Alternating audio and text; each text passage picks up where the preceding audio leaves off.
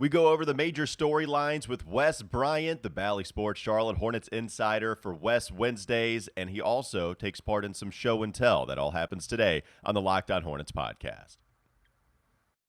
You are Locked On Hornets, part of the Locked On Podcast Network, your team every day. In a minute, cuz we live.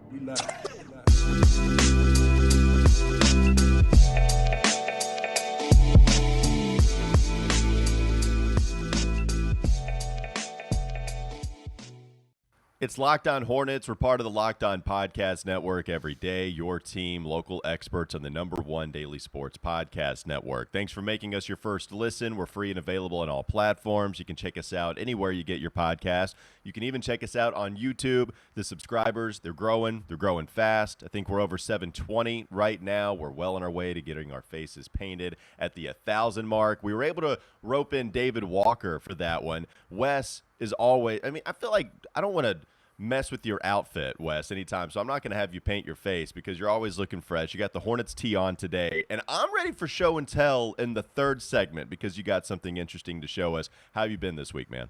I've been doing great, man. Hopefully we can get another Hornets win tonight, have me doing better. I hope so. Boston Celtics tonight. We're going to get to that in just a moment. We'll get to your show and tell. We'll get to some of the major storylines. Miles Bridges, want to get your take on his 38-point performance. But there's a couple of things breaking in the trade market yesterday. One from The Athletic and one from ESPN and just overall general news. Let's start with Myles Turner. Shocker. We've been talking. He's got to hold the record for most mentions on a different team's podcast. Myles Turner to the Hornets the last couple of years, right? Like, we've talked about him nonstop. Yeah, I'm trying to think of other players over the years that have entered, the trade discussion with the Charlotte Hornets. Certainly we talked a lot about DeMarcus Cousins over the years about, and the Hornets have lacked a true anchor at the center position. So it's not like Myles Turner is the first center to enter these discussions, but he has been pretty hot and heavy over the past couple of weeks. And part of that is the Pacers' problem, right? Because they keep making him available and then they don't ever pull the trigger. The Hornets have constantly needed someone like him. Well, maybe you're turned off to that idea for just a little while because yesterday it was broken that he is expected to be sidelined beyond the February 10th trade deadline with a stress reaction in his left foot, complicating the franchise's hopes to deal him prior to the offseason. The Pacers, who announced the injury Tuesday, said Turner would be re-examined in 2 weeks for the stress reaction. Sources said the recovery time could be approximately 1 month. So because Myles Turner has been so heavily linked to the Charlotte Hornets in trade talks, potential trade opportunities for the Hornets because they haven't had a big guy before, we've gone through this time and time again. Wes, I'll ask you, because of this injury, recovery time approximately 1 month, it's going to sideline him at least until after the February 10th trade deadline. Is this something that kind of erases any pursuit you would have for Myles Turner? Or maybe are you thinking you could get him for a discount now? Like, what are your overall thoughts on hearing this news about Myles? Well, it's just more of what I thought about him. I told you guys before that he's a very injury-prone player, and that's a guy, being dependable is one of the traits of being a great athlete. And when you look at this Hornets team, if you make a deal for him, I don't know what the salary ramifications are. I'm not a GM like that. But it's like offensively, you're not gaining a whole lot because he's not a classic back to the basket big man that you come down and say, hey, we need you to get us a bucket, and you throw it down to him and he turns into Shaq. He likes to shoot the ball. He's a stretch five. So really, the Hornets are top 3 in the NBA shooting threes, and they're one of the top 3 scoring teams. So you're not getting much there. Defensively, yes, he does add to them. I'm not sure if he's still the leader in block shots, but I know at one point this season he was, and that's one of his specialties. So yes, you get that. You do get the rim defender that you covet. But again, how much do you depend on him? Because we've seen with this Hornets team, they're more than capable when they put their minds together of playing really great defense. And most of their streaks this season, they've played great lockdown defense on the Locked On podcast. Had to get the plug in, But the Hornets, they play really good defense when they put their minds to it. So really, in my mind, I don't really see what you're getting there. And the reason why I brought up the salary thing is because, okay, are you looking at it to where, okay, we have to pay PJ and we don't want to necessarily do that, and Myles' contract makes more sense. So I'm not sure there. But as far as just on the court, you do add a little bit defensively. but I'm just not sure he's worth the risk with his injury history. Yeah, I mean, this stress reaction is giving me a stress reaction because now the Hornets' options to upgrade the center position, which they absolutely need to upgrade. I don't even though they've been playing better defense as of late, I still think if they want playoff success, they've got to figure out that center position. But I think this totally turns me off from Myles Turner at this point because, as I said, if the Pacers are looking for a young player, that young player would obviously be P.J. Washington. If you trade P.J. Washington in a deal for Myles Turner, and Myles Turner comes to the Hornets and misses a considerable amount of the rest of the season, then you now are even further stretched at the center position. So it just doesn't make any sense. And Myles, yeah, as you said, I mean, he's missed I think over 85 games at this point in his career. So this isn't something new coming out of the draft. It's why I think it's part of the reason why his draft stock fell into the deeper parts of the first round, because coming out of college, he had issues with his gait, the way he ran, his physical build, that people said, hey, this is going to lead to injuries. And I remember specifically people mentioning his feet, and foot injuries in the NBA are serious. I mean, it's something like stress reactions in the foot can end careers. So I think this is something the Hornets absolutely have to take seriously and maybe look at some smaller options that we were discussing in the previous podcast. Yeah, I mean, if you look at how many games he's missed, right? Like over the last couple of seasons, it's been a little more pronounced. Now, we only played 47 games last year. 42 so far this season. He's probably going to get up to about 60, something like that, 65. That would be the amount that he played in 2019 and 2020. To me, it's not enough missed games to completely wash my hands of the idea and say, you know what, we're good with what we have.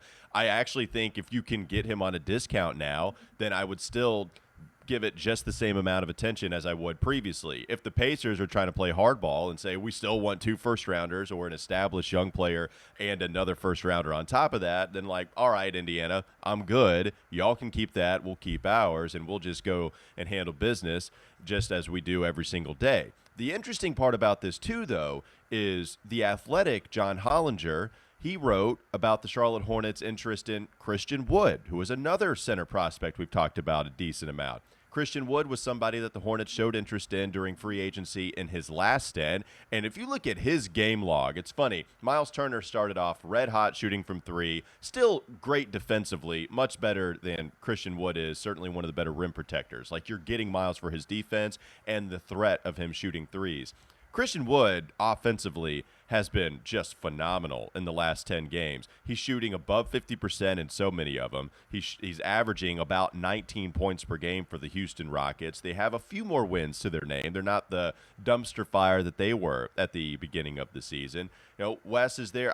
We got to see Christian Wood play the Charlotte Hornets. We saw him go for 33 in that game against Charlotte. He's somebody else that's interesting. I guess we've talked about Myles Turner with you. You're not necessarily a fan because of him being injury prone, and that makes sense. It's a big risk. But just overall, let's just talk about adding a center to this roster in the first place, Wes.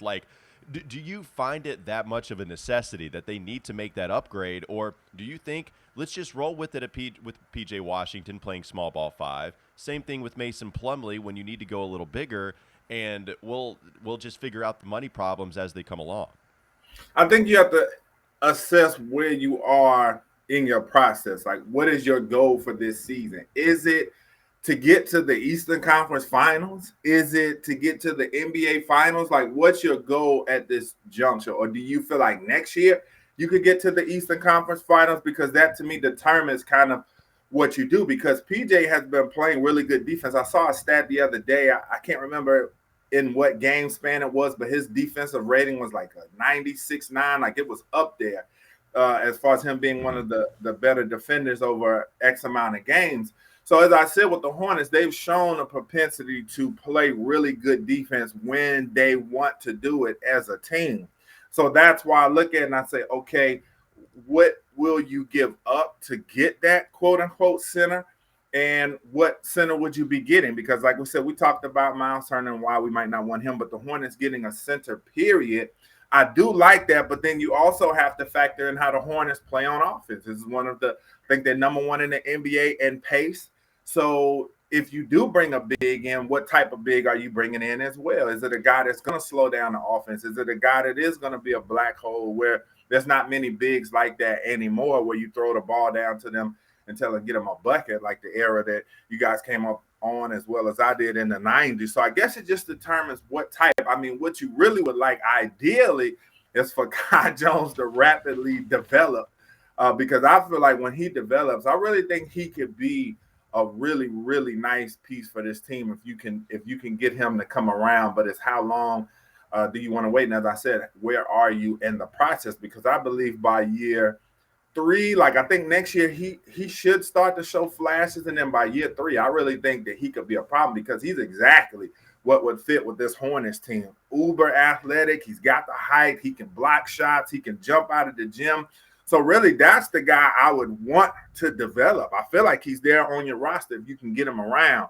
So just as far as getting a center, it just determines what you're going to give up, how big of an impact. Because really, offensively, when you talk about a guy like Christian Wood, it's just the Hornets are so good offensively. It's like, to me, they can't really find many guys that can add anything offensively to this team. It's just more so what can you bring to the table defensively, and can you assimilate with the way the Hornets like to play offense? Yeah. Like Doug, well, real quickly, my bad, I'll set you up. Like, I mean, Christian Wood, I know you've been interested in the past. Offensively, he does fit very well. Like, this offense, even if it is number 1, I mean, you put Christian Wood at the 5, it would blossom that much more because he can run, he can play above the rim. He's also shooting close to 40% from 3 in this recent stretch of games that he's played. But defensively, Wes brings up, man, like, we've been championing PJ's defense. We know Myles, what he would bring. Like, I think that's the difference that you have right now between all of those options. It's hard to try to figure out what to do. Doug, what are your thoughts on that?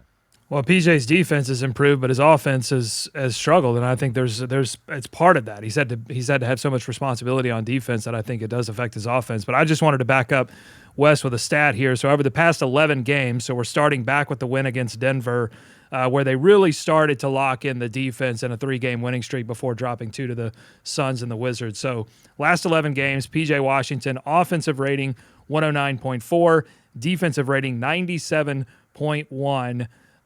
He is tops in defensive rating over the last 11 games with the Charlotte Hornets. Ish Smith and Cody Martin also with sub 100 defensive ratings. His net rating is 12.3, which is the highest by a large margin. Ish Smith at 2.9, Cody Martin at 3.1. I mean, that's the stat, right? Like, that's tough to trade.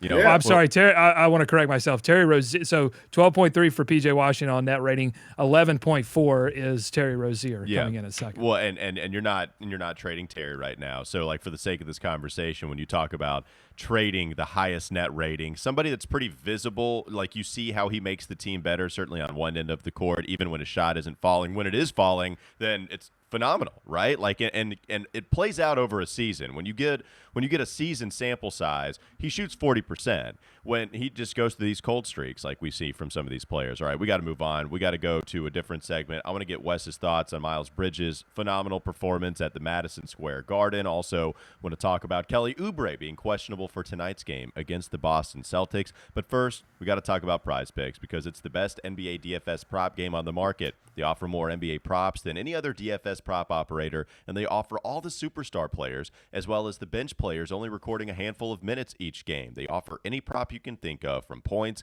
assists, rebounds, threes made, etc. You pick 2 to 5 players and an over and under on their projections, and you can win up to 10 times on any entry, and it's just you versus the projected numbers. So what you can do is you can go to prizepicks.com and you can check out all of the better options that they have, whether they be those starters, whether they be the bench players. It doesn't matter. Go there today. Go to your app store and download the app. All users that deposit and use promo code NBA will get $50 free if your first Prize Picks entry scores a single point. That's right. All users that deposit and use promo code NBA will get $50 free if your first Prize Picks entry scores just a single point. Prize Picks is daily fantasy made easy. Let's talk about some of the major storylines coming into the next segment on the Locked On Hornets podcast.